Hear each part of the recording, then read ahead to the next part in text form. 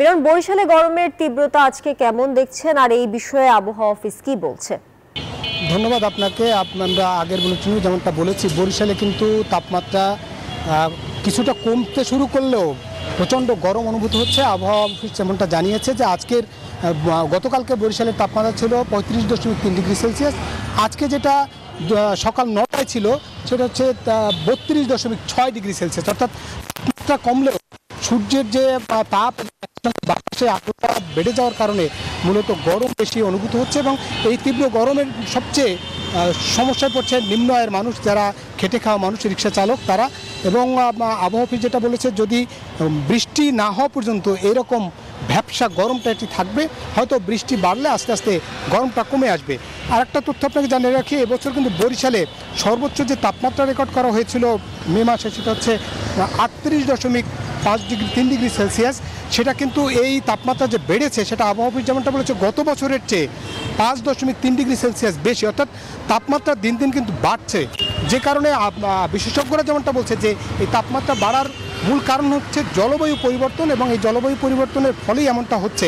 এবং তারা বলছেন যে জ্বালানি ব্যবহার করে, বহির্বিশ্বে যে জ্বালানি ব্যবহার করছে সেই জ্বালানি নবায়নযোগ্য জ্বালানি ব্যবহার করার তারা পরামর্শ দিয়েছেন। মূলত তা না হলে এই উষ্ণতা আরও বাড়বে গরমের তীব্রতাও। এই ছিল বরিশাল থেকে আমার কাছে এই গরমের সবশেষ তথ্য। একই তথ্য জানতে যাব রাজশাহীতে, সেখানে আছে আমাদের সহকর্মী মতিউর মুর্তজা। রাজশাহীতে গরমের তীব্রতা কেমন দেখছেন জানাবেন। মিলন, বরিশালের মতো তাপপ্রবাহে রাজশাহী জনজীবনে বিপর্যস্ত। এখানে গত 24 ঘন্টায় সর্বোচ্চ তাপমাত্রা ছিল 37 ডিগ্রি সেলসিয়াস। আর কিন্তু গরমের ফলে রাজশাহীতে গরমজনিত রোগের সংখ্যাও কিন্তু বাড়ছে। বিশেষজ্ঞ চিকিৎসকরা সুরক্ষিত থাকতে পরামর্শ দিচ্ছেন। আমরা একজন বিশেষজ্ঞের সাথে কথা বলতে চাই। আমাদের সাথে আছেন ডাক্তার চিন্ময় কান্তি দাস, তিনি জনস্বাস্থ্য বিশেষজ্ঞ। আমরা একটু তার কাছ থেকে শুনে নিতে চাই যে এই গরম থেকে কিভাবে স্বাস্থ্য ঝুঁকি এড়ানো যায়।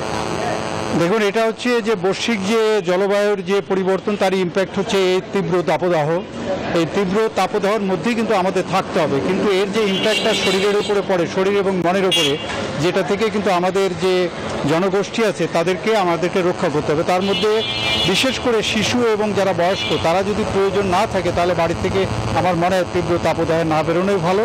এবং যদিও বেরোয় তারা ঢিলেঢালা পোশাক পরবে এবং সাথে পানির বোতল লাগবে, যে মাঝে মধ্যে পানি খেতে হবে। সবচেয়ে বেশি সাফার করে হচ্ছে এখানে শ্রমজীবী মানুষগুলো, তাদেরকে তো পেটে দেওয়া বাইরে বেরোতেই হবে। বেরোতে গেলে তাদেরকে আমি বলবো যে এখানে যে সমস্যাগুলো হয় শারীরিক মানসিক, মাথা বান্ডেল থাকলে প্রতি সেনমানিতে টাকা বাঁচবে। বিকাশ সেনমানি বান্ডেল কিনে জিতুন প্রতি লেনদেনে।